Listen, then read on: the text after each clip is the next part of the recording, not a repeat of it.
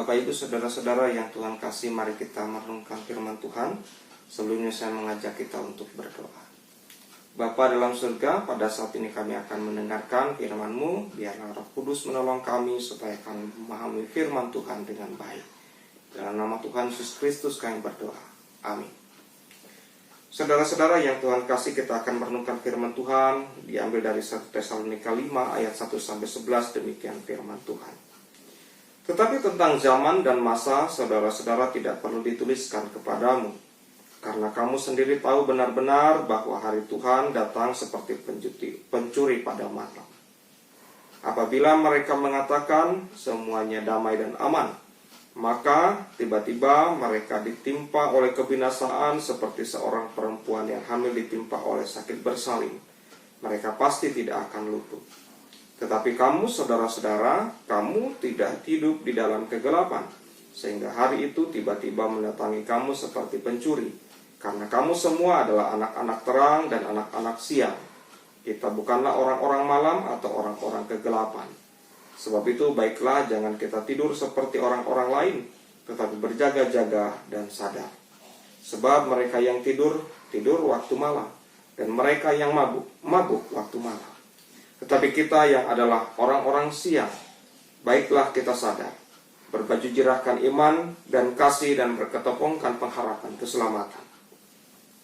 Karena Allah tidak menetapkan kita untuk ditimpa murka, tetapi untuk beroleh keselamatan oleh Yesus Kristus Tuhan kita, yang sudah mati untuk kita, supaya entah kita berjaga-jaga, entah kita tidur, kita hidup bersama-sama dengan Dia.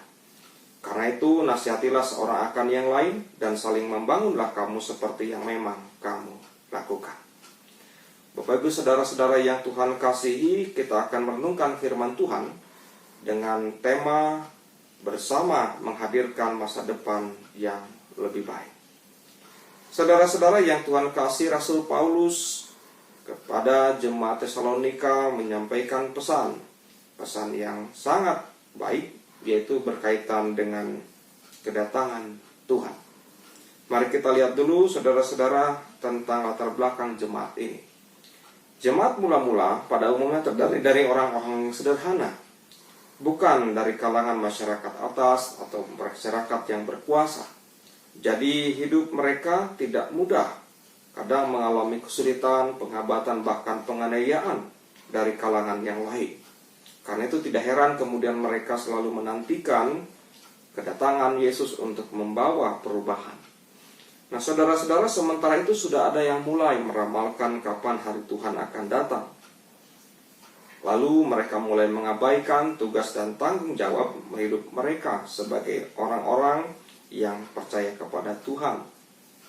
Nah, saudara-saudara, pada intinya yang mau disampaikan oleh Rasul Paulus, bahwa penghambatan itu saudara-saudara dialami juga oleh orang lain. Bencana, kesulitan, penderitaan dialami oleh semua orang.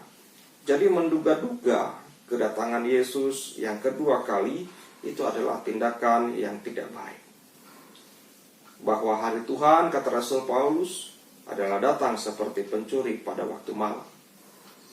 Apabila mengatakan semuanya damai dan aman, maka tiba-tiba mereka ditimpa oleh kebinasaan, seperti seorang perempuan yang hamil ditimpa oleh sakit bersalin, yang datangnya tiba-tiba dan pasti terjadi. Kamu semua adalah anak-anak terang, kata Rasul Paulus, dan anak-anak siang. Kita bukanlah orang-orang malam atau orang-orang kegelapan. Mengapa disebut sebagai anak-anak terang? Karena kita sudah dipanggil dari dalam kegelapan masuk ke dalam terang Allah dan menjadi milik Allah. Sebab itu, baiklah janganlah kita tidur seperti orang-orang lain, kita berjaga-jaga dan sadar, berbaju jirahkan iman dan kasih, dan berketopongkan pengharapan keselamatan. Kita hidup bersama-sama dengan Dia. Karena itu, nasihatilah seorang akan yang lain dan saling membangunlah kamu. Jadi saudara-saudara yang Tuhan kasih, Rasul Paulus mengatakan kepada mereka, yang meminta kepada mereka untuk menghadirkan sikap saling membangun dalam iman yang positif, bukan yang saling menjerumuskan. Lalu bagaimana dengan kita? Bersama menghadirkan masa depan yang lebih baik. Artinya saudara-saudara, firman Tuhan mengingatkan kepada kita yang pertama bahwa hari kedatangan Tuhan yang kedua kali itu sudah pasti akan terjadi. Tapi tidak ada seorang pun yang tahu kapan hari itu akan tiba. Jangan meramah-ramahkannya, lalu kita abai dengan kehidupan sehari-hari karena sibuk menyambut hari Tuhan yang diramalkan itu. Ingatlah saudara-saudara, kedatangan Tuhan kedua kali bukan untuk menyelamatkan kita, karena itu sudah Yesus lakukan di kayu salib, melainkan untuk menghakimi kita. Yang kedua, saudara-saudara yang Tuhan kasih, tugas utama kita di dunia sebagai anak-anak terang, jangan kita abaikan. Apa tugasnya? Yaitu menjadi garam dan terang dunia, menjadi contoh dan teladan bagi orang lain, mengasihi orang lain, menolong dan peduli pada orang lain. Sebab mengabaikannya hanya akan mendatangkan kerugian. Yang ketiga, saudara-saudara, tindakan berjaga-jaga adalah tindakan yang mulia, baik dan bermanfaat bagi iman. Apa maksud berjaga-jaga di sini? Mawas diri, selalu siap sedia dalam hidup. Jangan melakukan perbuatan yang tidak Tuhan inginkan. Misalnya mabuk minuman keras, judi, berbuat jahat, malas dan mengabaikan keluarga. Lalu apa yang harus kita lakukan? Firman Tuhan mengatakan demikian. Karena itu nasihatilah seorang akan yang lain dan saling membangunlah kamu. Demikianlah firman Tuhan. Tuhan memberkati.